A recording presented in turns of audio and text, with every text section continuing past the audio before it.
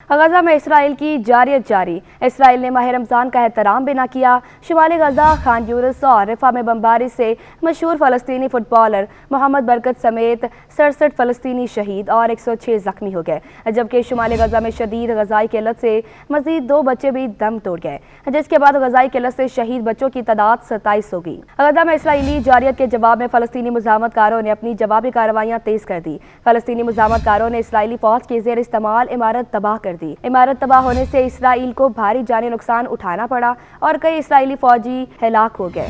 एक तरफ हमास तो दूसरी जानिब हिज़्बुल्लाह ने भी इसराइल को मुश्किल में डाल दिया। हिज़्बुल्लाह की जानिब से इसराइली इलाकों पर हमलों का सिलसिला भी जारी है। हिज़्बुल्लाह के ताज़ा हमलों में मुतादिद इसराइली फौजी हलाक और ज़ख्मी हो गए। हिज़्बुल्लाह ने लेबनान की हदूद में आने वाले इसराइली ड्रोन का हमला भी नाकाम बना दिया। दूसरी जानिब इसराइल की जानिब से माह रमज़ान में मुसलमानों पर मस्जिद अक्सा में दाखिले पर पाबंदी आयद कर दी गई।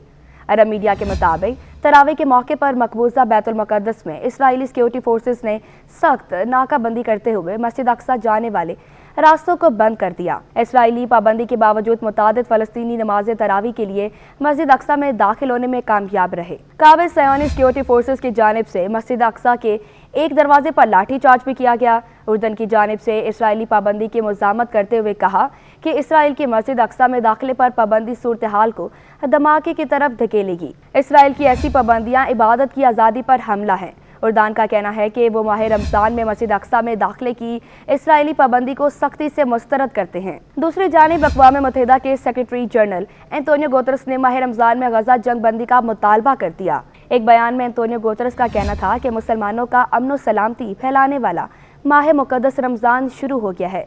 माह मुक़द्दस में भी गजा में बमबारी, खून रेजी और हिलाकत खेजी जारी है। सेक्रेटरी जनरल अक़वाम मुत्तहिदा ने मुतालबा किया कि माह रमज़ान का एहतराम करते हुए गजा में जंग बंदी की जाए। एंटोनियो गुतेरेस का कहना था कि गजा में इमदाद की रसाई में हाइल रुकावटें दूर की जाए और गजा में फौरी तौर पर यरगमालों की रिहाई भी की जाए। इधर हमास के रहनुमा इस्माइल हनिया का कहना है कि इनकी तरफ से इसराइल के साथ बातचीत के दरवाजे अब भी खुले हैं। टीवी पर जारी बयान में फ़लस्तीनी मुज़ाहमती तंजीम हमास के सरबराह इस्माइल हनिया ने कहा कि सालिसकार रमज़ान से कबल गजा में सीज़ फायर कराने में नाकाम हो चुके हैं, लेकिन हमास की जानिब से इसराइल से बातचीत के दरवाजे खुले हैं। इन्होंने कहा कि हम वाज़ेह तौर पर कहते हैं कि सीज़ फायर मुआहिदा न होने का जिम्मेदार सिर्फ और सिर्फ काबिज़ इसराइल है, लेकिन हम इसके बावजूद मुज़ाकरात करने के लिए तैयार हैं। इस्माइल हनिया का कहना था कि इसराइल हमास की शराइत पर तैयार नहीं, जिसमें जंग के दौरान यरगमाल बनाए गए फ़लस्तीनियों की रहाई शामिल है। इन्होंने मजीद कहा कि हमास एक देर पा सीज़ फायर मुआहिदा चाहती है, जिसमें गजा से इसराइली फौजियों की वापसी, बेघर फ़लस्तीनियों की घरों को वापसी और इलाकों में इंसानी इमदाद तक रसाई भी शामिल है, ताकि गजाई किल्लत को फौरी दूर किया जा सके। हमास के सरबराह का कहना था कि इन्हें सालिसकारों की तरफ से वाज़िया पोजीशन नजर आई है, जिसमें फौजियों की वापसी, हमलों की बंदिश और बेघर लोगों की घरों को वापसी शामिल हुई तो वो मुकम्मल मुआहिदे के लिए तैयार हैं।